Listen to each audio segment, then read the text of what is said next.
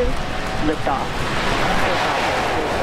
C'était le 23 mai dernier, SpaceX lançait la première étape de Starlink, son réseau mondial d'Internet par satellite.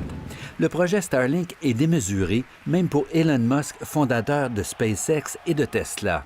Mettre en orbite suffisamment de satellites pour fournir un service Internet haut débit à la grandeur de la planète.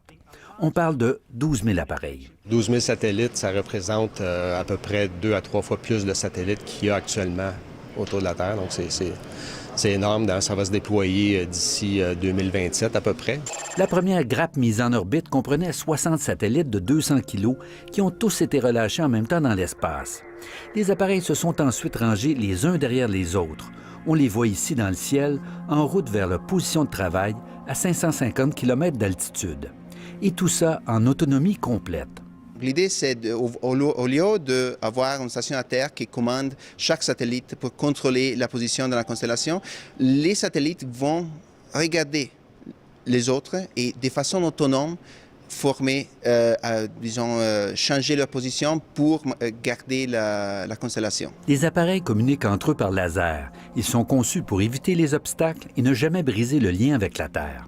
Ces constellations sont tolérants aux pannes. Donc, l'idée, si un satellite ne marche pas, il y a toujours un autre parcours pour faire passer l'information. En cas de problème majeur, le satellite défectueux est redirigé vers la Terre où il se consume en rentrant dans l'atmosphère. SpaceX prévoit lancer 800 satellites d'ici un an, assez pour desservir l'Amérique du Nord, puis 4000 d'ici 2024 et le reste plus tard. La compagnie affirme qu'elle pourra offrir un service plus rapide que la fibre optique à l'aide d'une antenne portable. Si vous recevez aujourd'hui la télévision par satellite chez vous, vous avez une soucoupe sur la couverture, puis c'est fixe. Là, maintenant, vous allez avoir une antenne, un réseau d'antennes électroniques qui va devoir balayer et suivre le satellite. Donc, pouvoir faire ça à très faible coût, c'est un défi d'ingénierie. Sur le plan commercial, le risque est énorme, mais l'enjeu l'est tout autant. Avec ses lanceurs commerciaux, SpaceX encaisse 2 milliards de dollars par année. Le projet Starlink pourrait lui rapporter 15 fois plus, l'équivalent de 3 % du marché Internet mondial.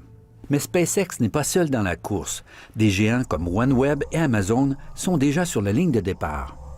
On parle là encore de centaines, voire de milliers de nouveaux satellites qui vont se déplacer dans un corridor de plus en plus étroit en multipliant les risques de collision. Et pas seulement avec les autres satellites. Ça génère des débris dans l'espace. Ces débris-là voyagent à des vitesses très grandes, comme, mettons, 7-8 km par seconde.